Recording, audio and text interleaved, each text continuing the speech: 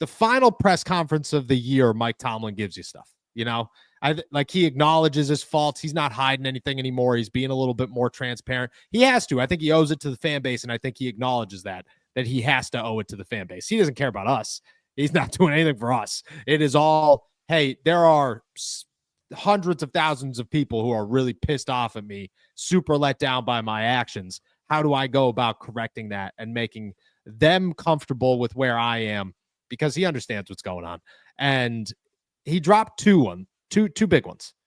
The first one is the quarterback, which he assessed his plan. He went over exactly how the Steelers plan to go about things and negotiations and where they currently stand and where he thinks they might end up. And then we're going to dive into, well, who I think is coming back for the Pittsburgh Steelers.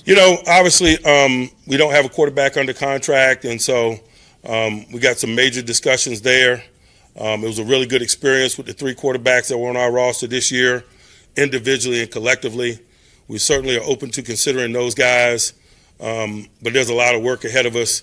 And the major work, obviously, starts first and foremost with just understanding what our options are, what the field looks like in terms of free agency, what the draft pool looks like, and then beginning the process in terms of decision-making based on, known variables. And so, Omar and I have got a half a day carved out here this week just to begin that component of the discussion. Mike, what have you seen from Russ and or Justin that makes you think they can take you to the next step or where you need to get to? Just their professionalism, approach to business, their relationship with the game was an encouragement in that regard, certainly.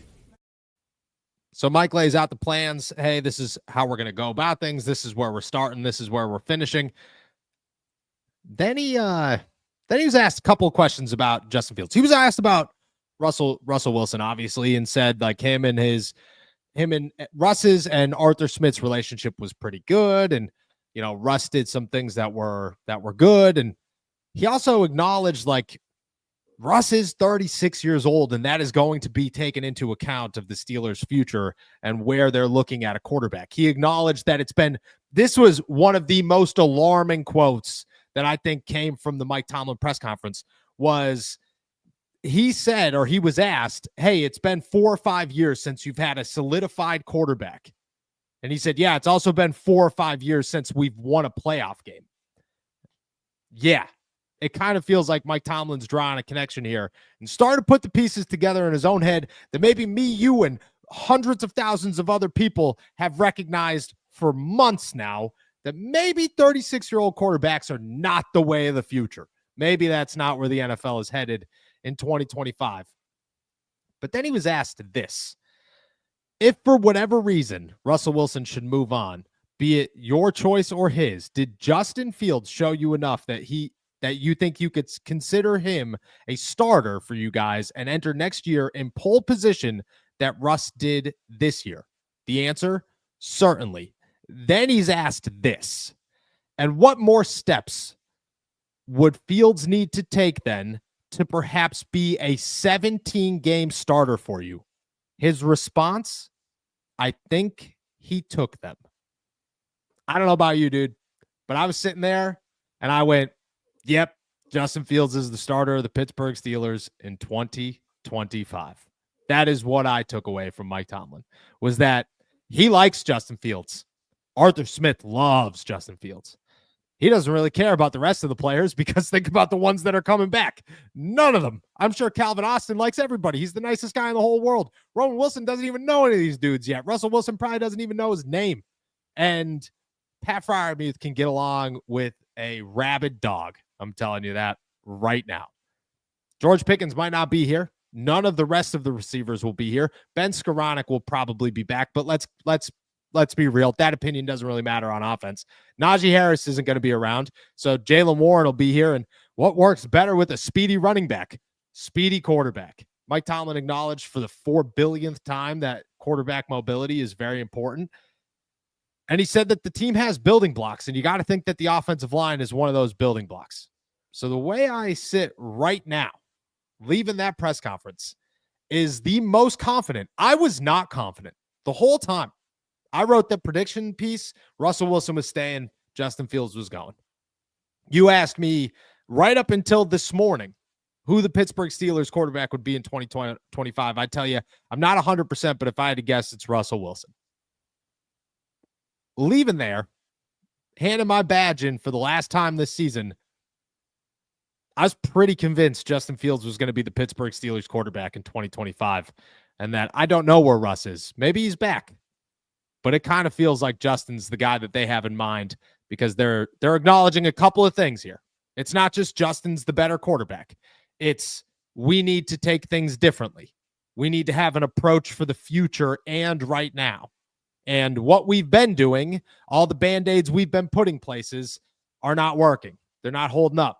It's time to find a real solution to all of our problems, most importantly, quarterback. And I mean, it seemed pretty clear to me.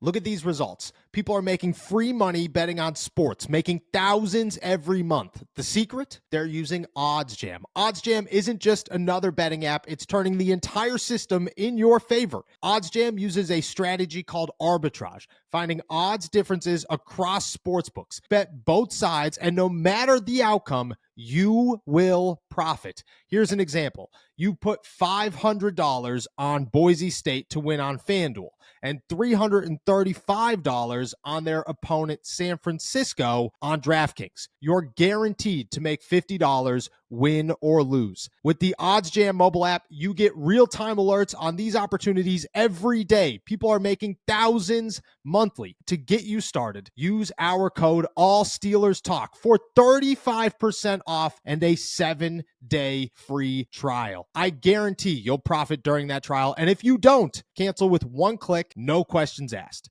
Don't leave money on the table. Go to oddsjam.com, use our code ALLSteelersTalk, and start making money the smart way. Your thoughts when you heard that? Were you the opposite, as in? I don't know. I'm curious to hear what you got to say. Yeah, I listened to that press conference, and my immediate reaction was, man, he really did just make his bed with Russ and lie in it and say, it doesn't matter how bad it gets. Russ, I promised Russ this season, he's getting this season.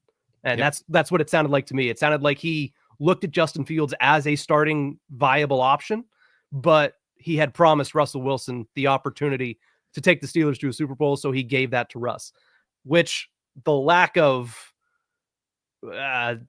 urgency in that plan, if that was the plan, is startling and worrisome. But again, that is speculative, so I'm not going to go deeper into that. As far as next season is concerned, to me it reads, and again, this is just to me it reads that they'd probably like to have both back. They're probably going to prioritize Justin Fields, and they're probably going to give him that pole position that we talked so much about last year. They'd like to have Russell Wilson back, I would imagine.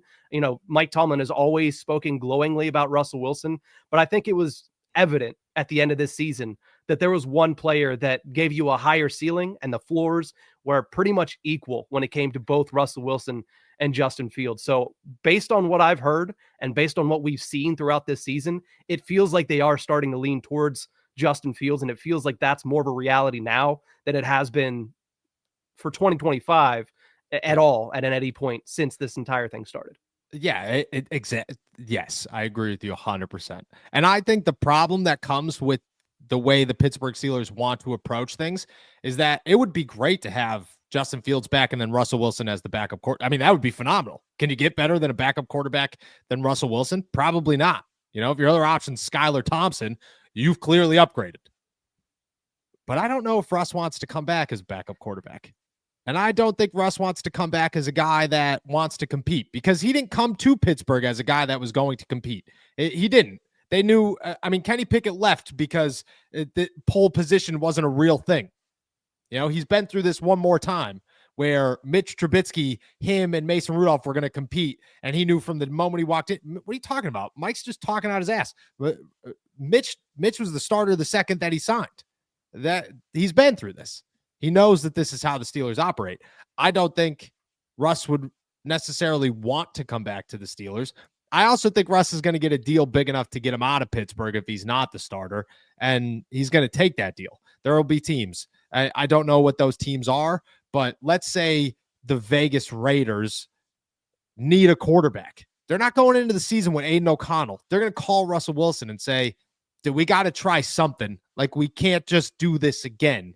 We just hired a new head coach. We didn't get a quarterback in the draft. We have to try something. We have to try something. We can't go into it with Gardner Minshew again. Maybe the Colts bring him in as competition there for Anthony Richardson. Who knows? Maybe the Cleveland Browns call him and say, we love spending money on quarterbacks. You should come to Cleveland because our quarterback's out for the whole season. I think Russ doesn't want to be a backup. I don't think he would take a backup job in Pittsburgh. And I just think that means it leans heavier towards Justin Fields' side, which I'm all about. Like, we've mentioned this a number of times. We could sit here and debate what will happen. The Pittsburgh Steelers' obvious choice is Justin Fields. It's obvious. It's no longer Russell Wilson. I get it. I get the Russell Wilson thing. I got it. I understood it the entire time. But now it has failed. And you have to look at it like so many things have to change. And you can't get a 36-year-old quarterback, make all this change and say, damn it, it didn't work out. You can't take that risk anymore. This is about different risks. This offseason is about different risks. Figuring it out in different ways. Hiring different coaches. Changing the roster. Getting rid of guys that you would sit on normally. That's what's going to come. Russell Wilson's a dude that they would sit on normally. You got to move on from him and say, we have a 26-year-old or 25. Justin Fields is only 25 years old. And you could look at it and say, we could let him walk, or we might as well take a shot on him. And I mean, if Russell Wilson was worth not taking a shot on Justin Fields, it would be clear as day. And it's not. Because of that, you have to go with the 25-year-old who was an 11th pick in the draft, who the 33rd team like a week ago put out a list of I think it was the 33rd team, might have been Bleacher Report, one of the two, put out a list of like the best prospects over the last 6 or 7 years or something. Justin Fields was number 3. That's how much talent this dude brought into the NFL. Like, maybe he doesn't reach it, but I mean, what is the alternative isn't good enough to avoid it. So in my eyes, Justin Fields is a starting quarterback to Pittsburgh Steelers in 2025. That's my expectation right now. It could change a million times. Mike Tomlin, I mean, he definitely didn't show his hand as much as he did with George Pickens definitely being late to that game, but it was a pretty close second that he has a favorite for the quarterback spot. Let's just say this. What was the story revolving around Justin Fields last year whenever it was known that the Bears were going to draft Caleb Williams and they were looking for a fresh start for Justin? Why was Pittsburgh always considered the best destination? Because everyone said he needs to sit behind a veteran for a year, learn a little bit, get better at processing the field, and then get an opportunity. Not only did he do that, but he got an opportunity to start and already showed that improvement and then learned from a veteran. So I'm not sure why anything has changed considering the feelings on Justin Fields. He had that opportunity to sit back and sit behind a veteran. He already showed some improvement. Now he deserves a full season to show if he's improved. And I think that is, like you mentioned, I'm in full agreement. That is the direction the Steelers should be heading in. And I'm not sure why there's any discussion or discourse to the otherwise. No, and as we have sat here time and time again, how many conversations have we had? Thousands, probably. Yeah. Talking about something and going, well, the Steelers won't do that. This feels like the Steelers might do it. Like, they might be on the same page as me, you, and hundreds of others who are sitting around saying, Fields, pal. Justin Fields makes sense. And for the first time, it kind of feels like they're like, Justin Fields makes sense. And you're like, what? Did you just watch SportsCenter for 10 minutes or something? Like, where'd you come up with that one? Like, that's where it feels like. We'll see what happens. It's early, but man, there's a sense, and it's definitely a different sense than it was 5.5 hours ago in the city of Pittsburgh.